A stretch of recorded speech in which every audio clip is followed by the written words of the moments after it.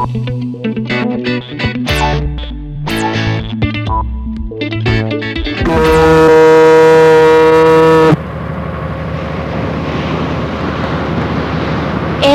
pwede ba kayo maistorbo? Sure. Captain, may asawa na po ba kayo? Asawa? Oho. Wala pa. Di But isn't magaling. it true that Randy's your son? Yes. Pero Kap, ang sabi niyo ho, wala kayong asawa. Pero ba't meron ho kayong anak? Hindi porket may anak ako may asawa ako. Oo nga naman. Nasaan ho yung mommy ni Randy? Nasa Zamboanga. Matagal na kaming hiwalay at may asawa na siya. Is it true that a seaman has a girl in every port? Well, in a way. Pero ngayon, retire na ako. Hindi ko nagawain yan. Di kung ganun ho, may balak na kayo lumagay sa tahimik. Depende. Alam mo, sa kalagayan ko mahirap ako mag-asawa dahil baka hindi maintindihan ng misis kong aking trabaho.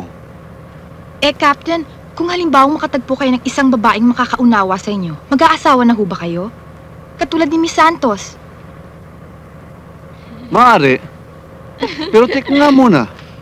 Bakit ba para kayong mga investigador kung magtanong? Kasi ho Kap, kayo po ang napili namin para maging asawa ni Miss Santos. Oo!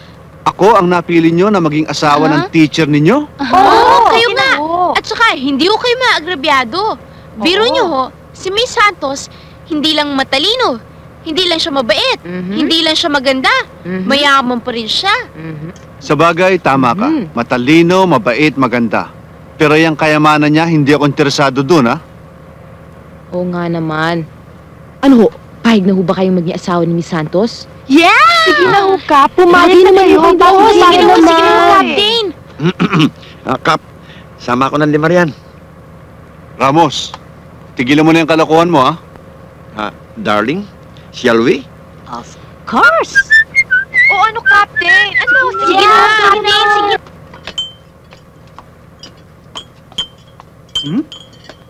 Yun o, alay nandun sila. Good morning! Good morning. Morning. Ako, bakit parang wala kayong ganang kumain ng almusal nyo?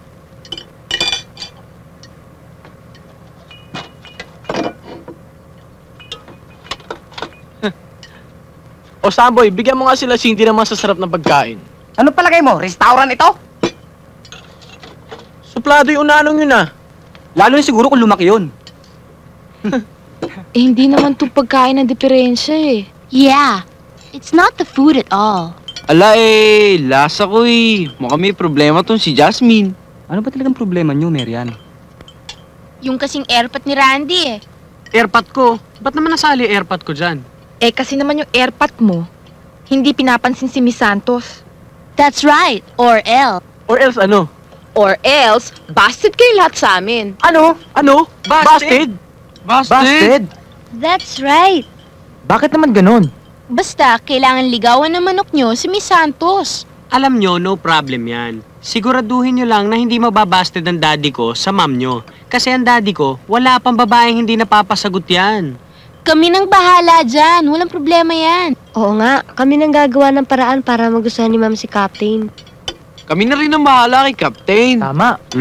Oo. Okay. Pumayag kaya si Cap. Randy, kaya na. O bakit? May problema ba? Malaki ho, Dad Anong problema? Tungkol ho doon sa mga chicks na under ni Miss Santos. Bakit? Kasi Captain, kailangan yung ligawan si Miss Santos. Ano? That's right, sir. Kundi, tagilid kami kina Arlene. Teka, nalalabo na ako sa mga sinasabi ninyo. Alay malinaw, sir. Ay gusto ng mga alaga ni Miss Santos, naligawan niyo siya. Tsaka alam niyo ho bang may balak magmadre si Miss Santos? Ha? Abay, bakit naman niya gagawin yun? Hindi nga ho namin alam, Cap.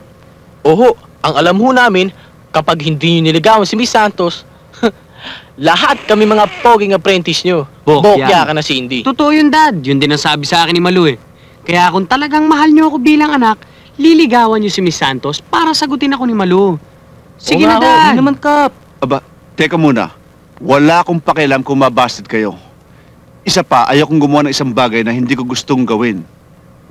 Bakit ho, Dad? Talaga bang ayaw niyong ligawan si Miss Santos? Hindi naman sa ganon.